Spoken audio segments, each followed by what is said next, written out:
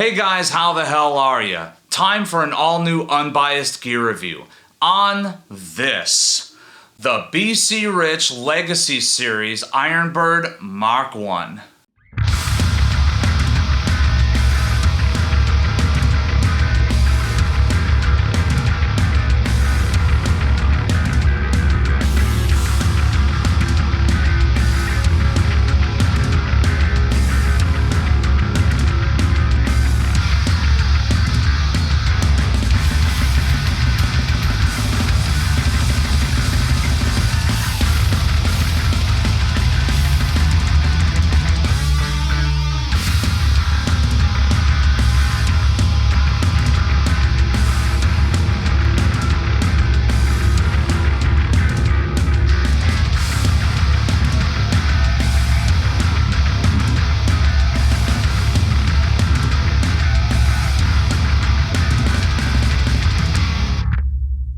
So first, let's go over some quick specs of this instrument. Neck through body construction, we have mahogany body wings. We have a three-piece maple neck with a comfortable C-shaped profile. Indian ebony fretboard with 24 jumbo frets on here, the diamond inlays, lumen lace side dots, a nice modern touch. We've got that beautiful harpoon headstock, old school AF. We've also got these Grover tuners here. We have the OG. We've got a kick-ass bridge on this BC Rich reissue. I'm so happy about the fact that we've got something right there providing so much mass and sustain to this bass. That's awesome. That's fantastic. We've got individual volume controls for each of the two DiMarzio split P humbucking pickups. We have a three-way selector switch to go between them, and we have a master tone control. So a lot of you guys have been asking over the years for me to please get one of the new modern BC Riches on this channel with which to do a review, maybe even more than one. I'm not gonna belabor the point of how arduous of a process this has been over the last few years, just trying to get anything to happen with that. Eventually just bought this, received it much earlier in the year, but I've been dealing with some stuff, haven't been doing videos so much. Here we are, finally having a moment to talk about this bass in all its glory. So, first of all, let's get right out of the way the aesthetic choices that were made here. I'm really happy that this thing is such a nod to the old school. We've got this awesome Mk.1 body shape, also with the matching harpoon headstock. We've got a really nice understated look here that's just the right amount of elegance, black all over, but with white binding all over too. There again, very classy old school look here. Another nod to the old school. I love the fact that this kick-ass bridge has made a reappearance on this bass. I love that it's got these DiMarzio split P humbuckers, which are providing a great old school extreme metal tone, just grimy and filthy. More on that later. The 34-inch scale just feels really comfortable, as does the C-shaped neck profile. Is definitely not super fat. It's got enough girth. So definitely loving the aesthetic, loving the look, loving the feel of it. I like how they did the gloss here where it's nice and buffed out for the most part. That's where we're gonna get into it here because, you know, when I first got this thing, immediately on the first day, inspecting it, checking it for any sort of defects whatsoever, definitely in here, you know, a lot of tool marks, not really the best buffing job. Looks like there may have been some perfing of the binding that was happening there that didn't get properly sort of buffed out or like fixed up, so to speak. It's just attention to detail. It's a $1,900 instrument at the time of purchase, and I just think that that should have been caught somewhere in QC. You know, my own personal belief, I think that if I'm spending $1,900, I would like something that at least has that going for it. That everything was caught before it actually shipped out to the customers. I feel like the fretwork is great. I like how even the frets are. There's not a single dead spot anywhere to be found on this fretboard. I like how stable this thing is as far as tuning goes, because I typically play with a pick. I don't really play with my fingers or anything like that, but I try to beat the hell out of it, and it stands there and just takes the abuse. Still sounds great. Still stays in tune throughout a lengthy session. In that regard, I've got absolutely no complaints at all. Yeah, it's one of those things that inspires me to play extreme and old school metal on it, and I'm really grateful for that. It has that vibe, it has that aesthetic, but it also has that feel and it has that tone, which we're gonna get into right now. So how does this thing sound? Honestly, that's one of my favorite parts about this instrument. It has an awesome extreme metal bass tone to it. These DiMarzio split P pickups are crafting not only a hell of a lot of output, but an honestly extremely inspiring and offensive bass tone. It really sort of captures that tone from back in the day when you used to see these things on stage in the 80s and 90s all the time. It just has a brutal, grimy, filthy tone to it.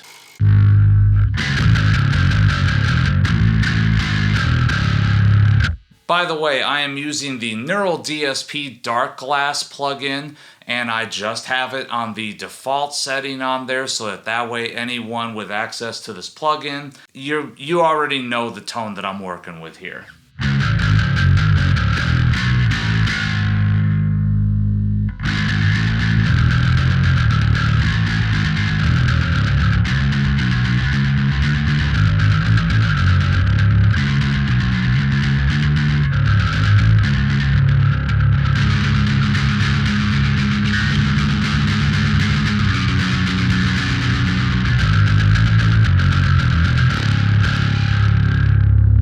This is with the switch in between the two pickups, which I'm going to talk about a little bit more later. Let's talk about the tone control, how responsive that is. Let's roll the tone all the way down.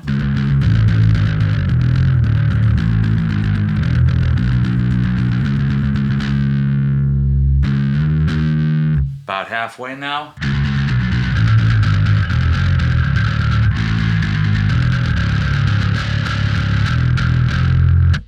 Back all the way up.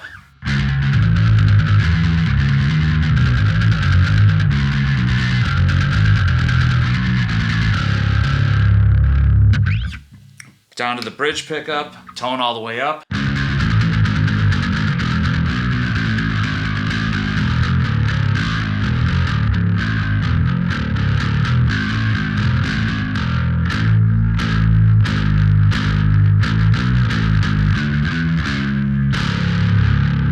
Tone all the way down.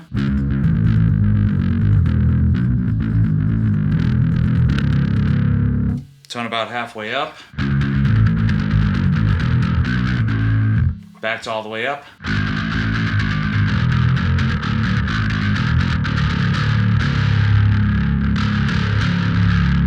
So if anything, a little bit of the sort of farty tone comes from the bridge pickup in this instrument.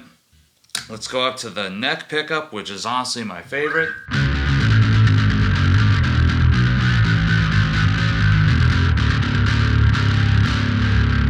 Grimy, filthy, a lot more attack from a neck most pickup on a bass than I'm used to.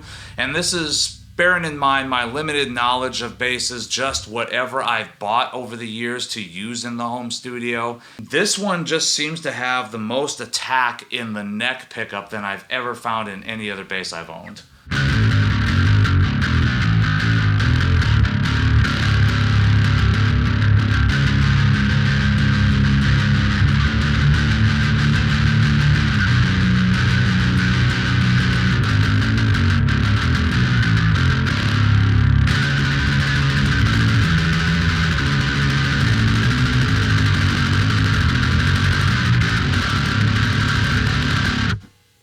Bring down the tone all the way.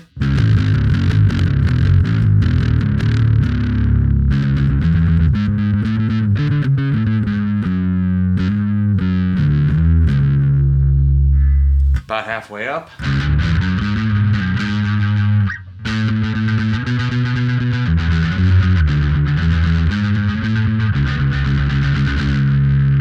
And all the way up.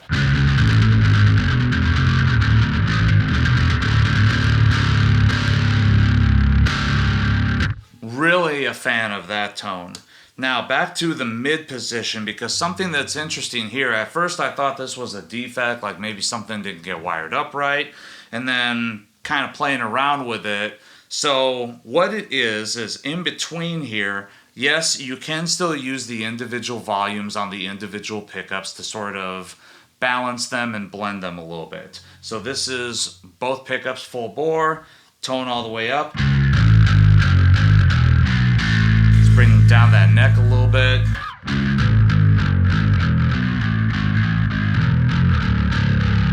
Cleans up ever so slightly. Let's bring the neck back up. Let's bring down the bridge a little bit.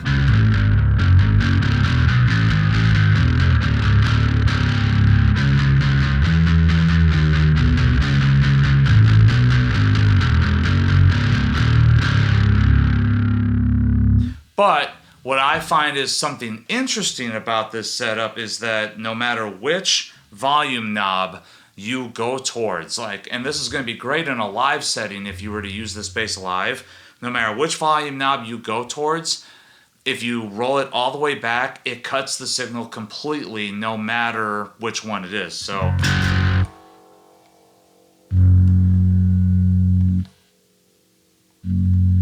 and bearing in mind, I'm in the mid position of the selector switch. I think that if that was intentional, that's a brilliant thing that's honestly solving an issue that I've had for many, many years with a bunch of guitars that don't have a master volume.